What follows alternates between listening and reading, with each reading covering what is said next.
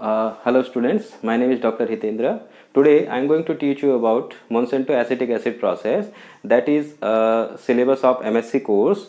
Okay, Monsanto acetic acid process involves the reaction between methanol and carbon monoxide using the reagent rhodium catalyst that converts methanol and carbon dioxide into acetic acid.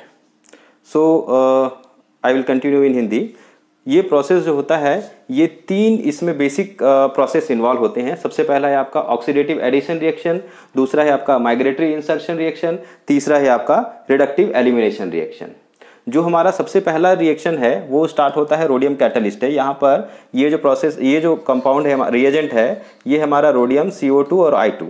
ठीक, यहाँ पर जो rhodium है वो +1 oxidation state में होता है और ये 16 इलेक्ट्रॉन कंपाउंड होता है। इस पर ऑक्सीडेटिव एडिशन रिएक्शन होता है जिसमें कि मिथाइल आयोडाइड ये इन्वॉल्व होता है। मिथाइल आयोडाइड CH3+ और I- में कन्वर्ट होता है और ये दोनों जब रोडियम कैटलिस्ट के साथ में जुड़ते हैं तो एक दूसरे से ट्रांसपोजिशन में जुड़ते हैं, और जब ट्रांसपोजिशन में जुड़ते हैं तो ये एक ही प्लेन पर जुड़ते हैं, प्लेनर एरिया में जुड़ते हैं। ठीक है, ये जो हमको वेज और डैश फॉर्म दिख रहा है ये एक्चुअली हमारे साइड है, ये हमारे साइड है, और ये जो डैश फॉर्म दिख रहा है ये एक्चुअली हमारे से दूर वाला है। ठीक है, तो ये जो यहाँ पर जो रिएजेंट बना है ये इंटरमीडिएट बना है, ये 18 इलेक्ट्रॉन है। यहाँ पर रोडियम का जो ऑक्सीडेशन स्टेट है वो +3 ऑक्सीडेशन स्टेट है। ठीक, दूसरा है migratory insertion reaction. Migratory insertion reaction में क्या होता है, ये जो हमारा कोई एक ग्रुप है वो उस कॉम्प्लेक्स के अंदर या कंपाउंड के अंदर ही कहीं पर माइग्रेट होता है और फिर से इंसर्ट हो जाता है।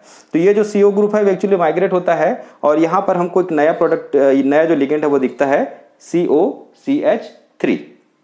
ठीक है, अब यहां पर हमको एक वैकेंसी दिख रही है, तो ये जो वैकेंसी है वो फिल होती है किसके थ्रू, कार्बन मोनोऑक्साइड लिगेंड के थ्रू। तो ये आप देख रहे हैं यहाँ पर कार्बन मोनोऑक्साइड है, इस इंटरमीडिएट के साथ में, इस कैटलिस्ट के साथ में जुड़ा और ये कार्बन मोनोऑक्साइड जुड़ गया।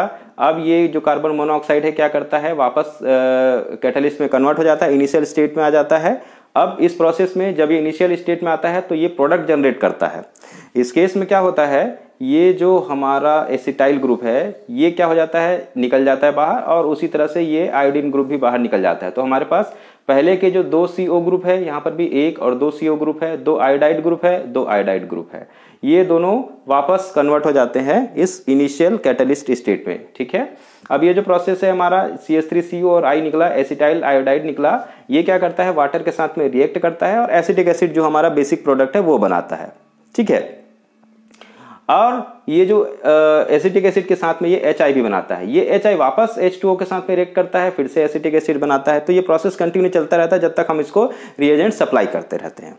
ठीक, ये जो HI है मेथनॉल के साथ में रिएक्ट करके वापस मिथाइल आयोडाइड बनाता है, जो कि ऑक्सीडेटिव रिडक्शन एडिशन रिएक्शन के लिए इनिशियल रिएजेंट का काम करता है। तो ये प्रोसेस वापस स्टार्ट होता है। तो ओवरऑल ये जो प्रोसेस है कंटिन्यू, ये कैटालिटिक साइकिल हमारा चलते रहता है। इस प्रोसेस के थ्रू बल्क अमाउंट में हम एसिटिक एसिड बना पाते हैं।